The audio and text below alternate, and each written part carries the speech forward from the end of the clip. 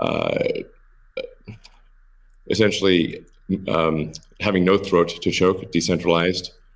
So there's no one who can be coerced in any way to empty their Bitcoin account. Well, I guess they could technically, but on an individual basis, but the system as a whole cannot.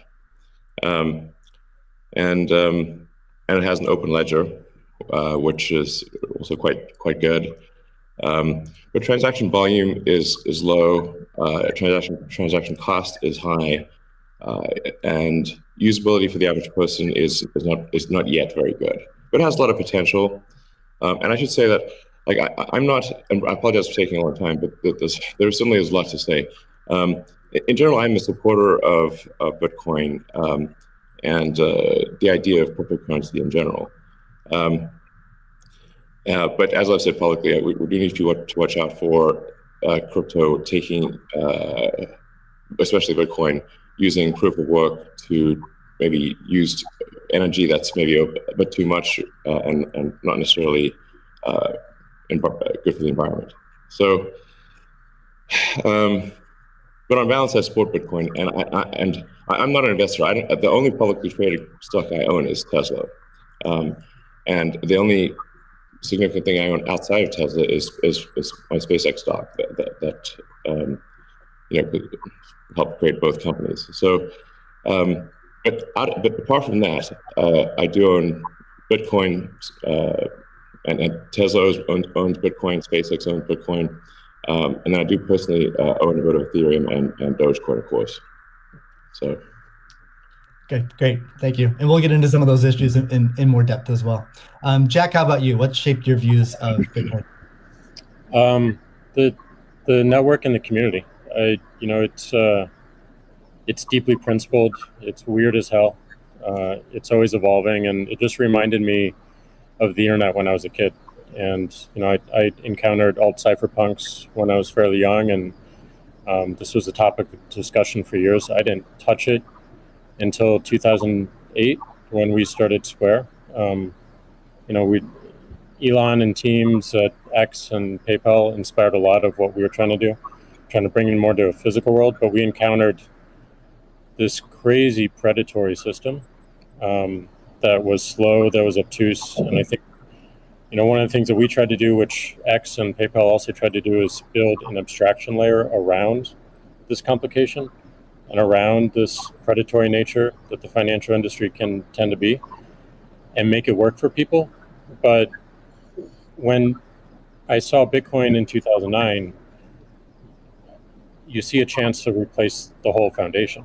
And everything that Elon was talking about in terms of ACH and the credit card networks were built with very different agendas in a very different time frame. And it's crazy that they still exist, and they have scaled, but they just are not relevant to today, and they're certainly not relevant to the future, especially when you consider the entire world and countries like Nigeria or Ghana or India, and its interconnection with countries like the United States and Canada and all over Europe.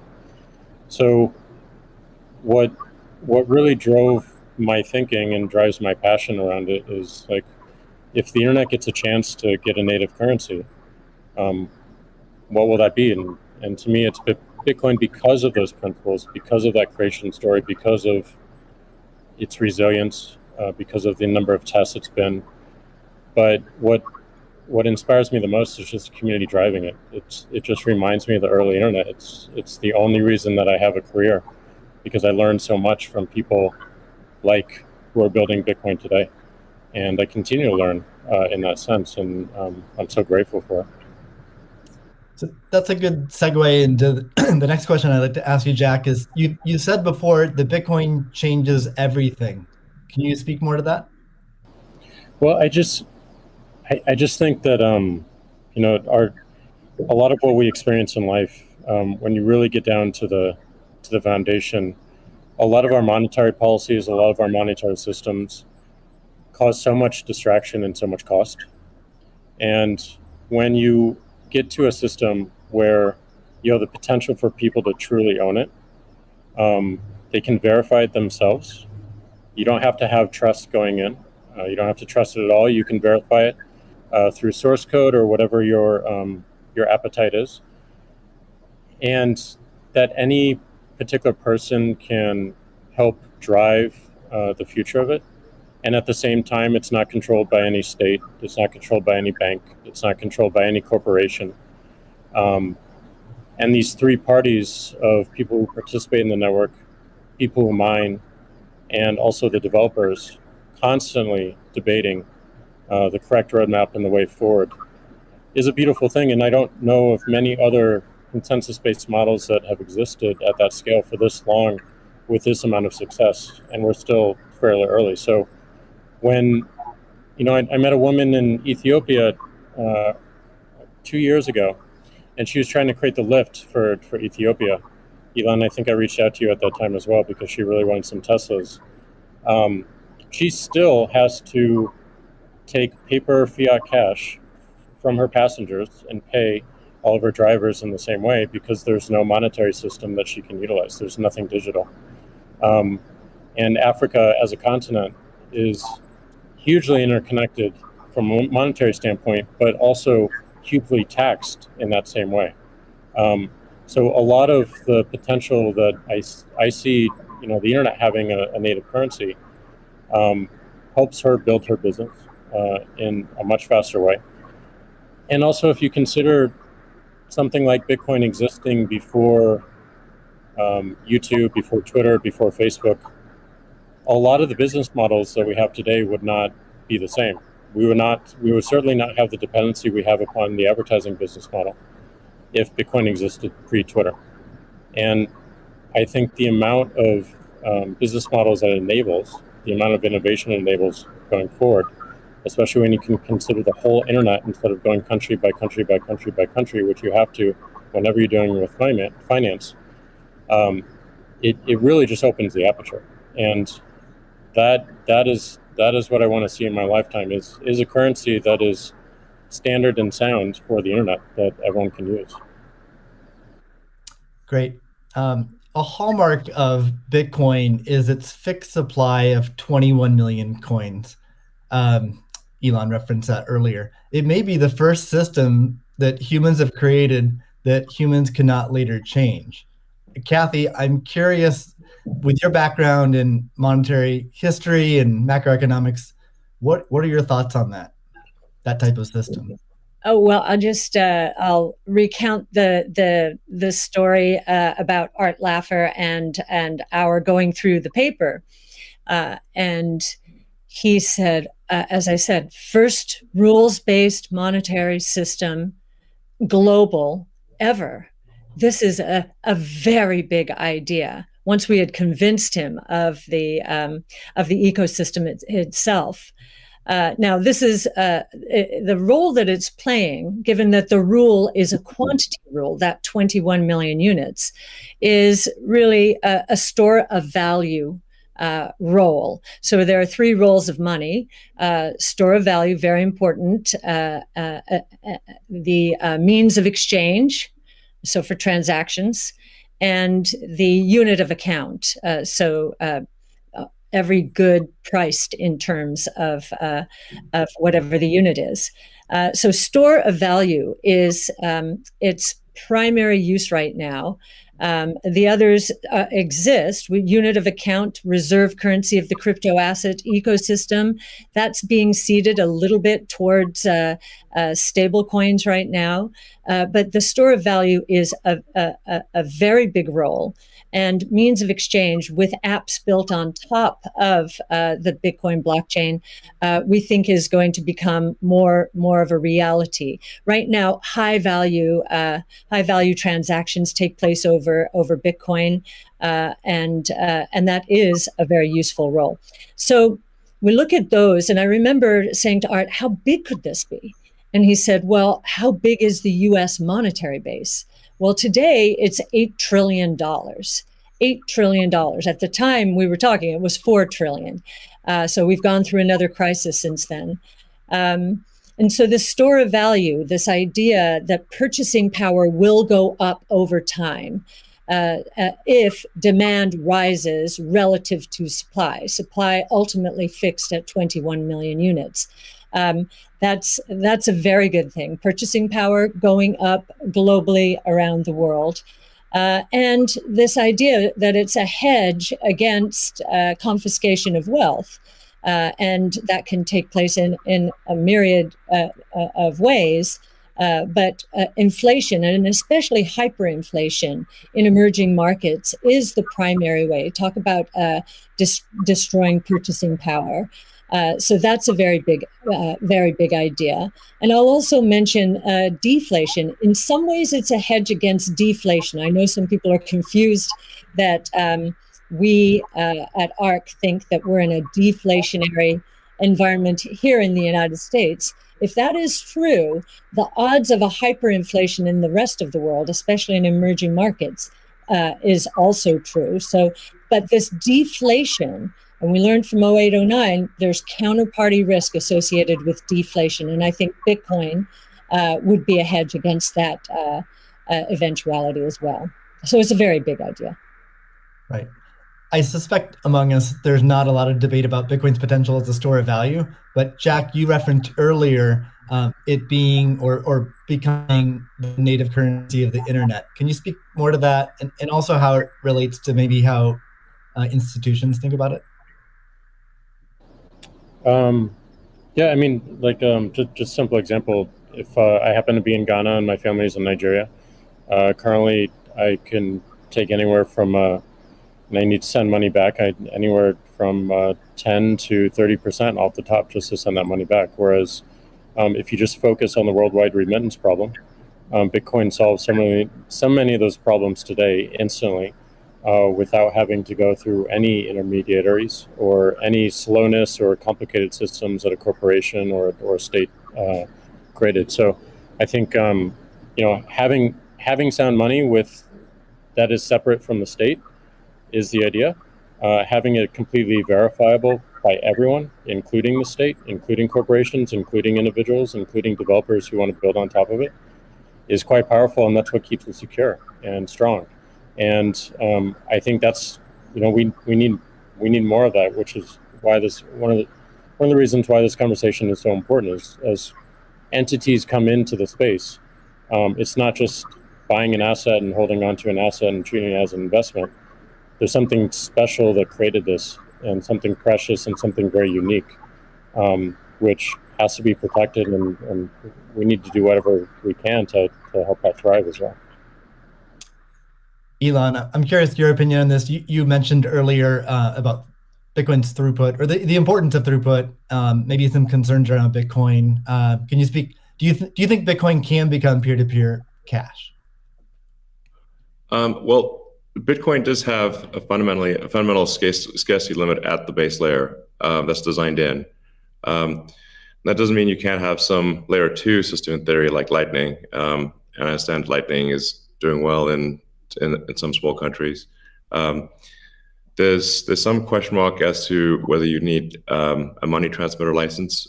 Just a debate as to whether that's needed, given that it is not open ledger. So that's a whole separate debate, of course. But Bitcoin by itself simply cannot scale to be the monetary system for the world at base layer. But with a second layer, this is possible depending upon how that second layer is implemented. Yeah, that's part of why I think there may be some merit to something that may seem silly, like Ethereum, like Dogecoin. I think Ethereum also, the three things I own outside of SpaceX and Tesla, and obviously it's Neuralink and Boring Company, but of any significance are Bitcoin by far, and then some Ethereum and some Doge. So if the price of Bitcoin goes down, I lose money. I'm not sort of I might pump, but I don't dump. It's not a case of. I definitely do not believe in getting the price high and selling or anything like that. And I would like to see Bitcoin succeed. I think there's some merit to. This is not a slam on Bitcoin. There's some merit to considering something that has higher max transaction rates and a lower transaction cost, and kind of seeing how far you could take a single layer network where the exchanges act as a de facto second layer. I think you can probably take that further than people realize. And as bandwidth increases over time, latency decreases. SpaceX's Starlink is actually playing a role in this. And I think long term, people will probably have access to worldwide access to gigabit level connectivity at low latency, and so at low cost. And so then your base layer could do a lot of transactions if you take that into account. So yeah, but like I said, Bitcoin with a layer 2 system certainly could scale to do a vast number of transactions. Same goes for Ethereum. Question about the scaling at the layer 1. The concern from the past 5 years of debate in the Bitcoin community is that would sacrifice too much decentralization and hurt the censorship-resistant properties of Bitcoin. I'm curious if what are your thoughts on that? Are you sensitive to that? And are you concerned about losing some of the special properties of Bitcoin or another cryptocurrency by scaling at layer 1? Yeah, I mean, these things it's helpful to use the physics tools of thinking and say, scale up, scale down, and see if it still makes sense. So if scaling up the transaction block doesn't make sense, why don't you scale it down? And have it be, so that somebody, with a laptop from 2008 can still run a Bitcoin node. Why not slow it down? Oh, you want to slow it down? Well, maybe you're at the wrong number then. there's actually there's members in the community that do want to slow it down, but I understand your point. It's silly. The reality is the average person is not going to run a Bitcoin node. So this is and Bitcoin. It was a lot of clever ideas, but these parameters were set. I don't know in 2008 or something, maybe 2009. And there's been some improvements since then, but not a lot. So, it's sort of like there was still in 2008 there was still a non-trivial number of people on modems. So, now it is quite common to get 100 megabit connection just for a house. Some houses have gigabit connections. So, and that trend is obviously in the direction of higher bandwidth and lower latency. And if somebody else doesn't do it, Starlink certainly will. So I have high confidence that you will be able to maintain a decentralized finance system while still having a much bigger blockchain, aka ASCII text ledger, a hash ledger. You can make the hash ledger bigger without suffering from decentralization as the average connectivity improves, obviously. One idea would be to to put a Bitcoin full node in Starlink terminals. That way more people would be running it. Actually, I have run this by the team at one point. I had this idea, which is kind of off the wall, but let's say you need a little space heater. And normally your space heater would just be pure entropy. Well, what if that space heater was also a Bitcoin, Ethereum, Doge mining node? Pick your currency. And so then you'd be heated up, and you would also mine your crypto and have connectivity in one. I love that idea. Yeah, I mean, better than running a space heater. Absolutely. Are there any other, so you're drawn to Dogecoin a little bit. Are there any other gaps in Bitcoin that you see that cause you to be drawn towards Dogecoin? Oh, I think, I mean, I think there's Doge has the Doge community. I think is somewhat irreverent, obviously, and has great memes. and loves dogs, and I love dogs and memes, and it doesn't take itself too seriously, and I think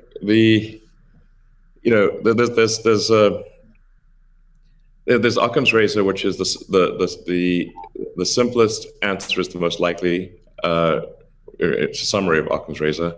The simplest answer is the most likely one. Then there's a friend of mine came up with a variant on that the most ironic outcome is the most likely one. And then I have a variant on that, which is the most entertaining outcome is the most likely one. So if that is true, then the most ironic and entertaining outcome would be that the cryptocurrency that was started as a joke to make fun of cryptocurrencies ends up being the leading cryptocurrency. That would be the most ironic outcome. Jack, what are your thoughts on that? Is Bitcoin resilient enough to overcome that?